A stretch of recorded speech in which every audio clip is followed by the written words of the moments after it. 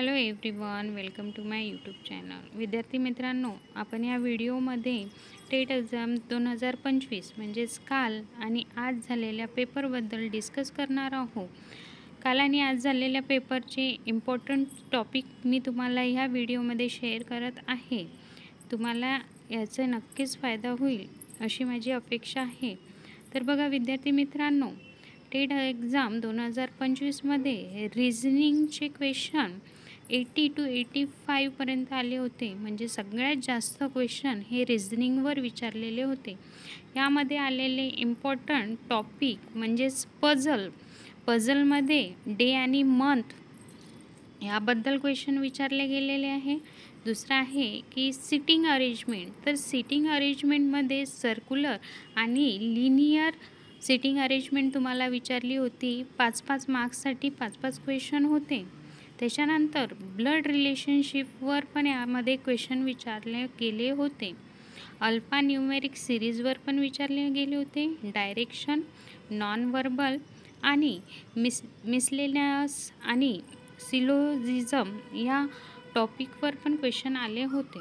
Coding आणि डिकोडिंगवर पण question आले होते, पण यावरील क्वेश्चन साध्या स्वरूपाचे होते आणि इनइक्वॅलिटीवर पण यामध्ये क्वेश्चन विचारले होते.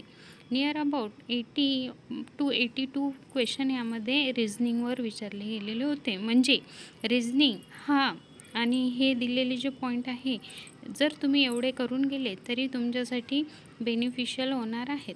यानंतर आहे मॅथमॅटिक्स. बघा मित्रांनो, मॅथमॅटिक्सवर फक्त 12 ते 15 क्वेश्चन विचारले गेले होते आणि ते पण अगदी इझी क्वेश्चन होते.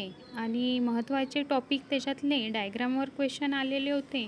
Number series, interest, simple interest म्हणजे व्याजदर, work time and speed, square equation म्हणजे इक्वेशन्सवर क्वेश्चन आलेले होते. Simple form of kindness, BODMAS यामध्ये बेरीज आणि वजाबाकी याच्यावर क्वेश्चन आलेले होते आणि डायरेक्शन.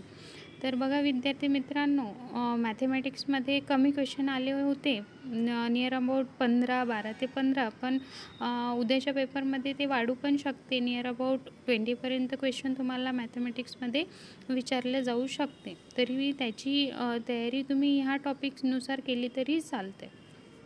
आणि मराठीचं बघितलं तर मराठीवर क्वेश्चन कमी होते आणि मराठीमध्ये शब्दसंग्रह, समानार्थी आणि विरुद्धार्थी शब्द विचारले गेलेले होते. काळावर प्रश्न होते, मनी विचारले होते आणि वाक्यप्रचार विचारले गेलेले होते. यानंतर इंग्लिश विषयाचा जर विचार केला तर जनरली ॲड्रेस मॅचिंग हे क्वेश्चन तुम्हाला विचारले जातात. वर्ड मिनिंग विचारले जाते, म्हणजे ऑपोजिट वर्ड किंवा सिनॉनिम्स याच्यामध्ये विचारले जाते. आणि एररचे पण क्वेश्चन तुम्हाला इंग्लिशमध्ये विचारले जाते. जी केचे क्वेश्चन कालच्या आणि आजच्या पेपरमध्ये विचारले गेलेले नव्हते, पण NEP सरकारचा जो नवीन धोरण आहे NEP यावर भरपूर क्वेश्चन विचारले जात आहे. तरी NEPचा तुम्ही चांगला अभ्यास करून जावा आणि करंट अफेअर पण वाचून जावे, कारण की काल आणि आज क्वेश्चन आले नसले तरी पुढे येण्याची शक्यता आहे. तरी करंट अफेअर करून जा आणि NEPबद्दलचे क्वेश्चन तुम्ही नक्कीच करून जा. शेवटचा टॉपिक म्हणजे आपल्या मानसशास्त्रावर म्हणजे सायकोलॉजीवर. तर यासाठी बघा स्टुडंट आणि टीचर रिलेटेड क्वेश्चनच यामध्ये जनरली येतात आणि यासाठी तुम्ही मानसशास्त्राचं जर साधं बुक पण रेफर केलं तरी ते बेस्टच असेल आणि यावरील क्वेश्चन खूप इझी असतात. तर हे आहे सगळे इम्पॉर्टंट टॉपिक. जर तुम्हाला माझा हा व्हिडिओ आवडला असेल तर नक्कीच माझ्या चॅनलला लाईक, शेअर आणि सबस्क्राईब करा, जेणेकरून नवीन update related to TET exam आणि एनी अदर एक्झाम माझ्या चॅनलवर तुम्हाला वेळोवेळी मिळत राहील. धन्यवाद.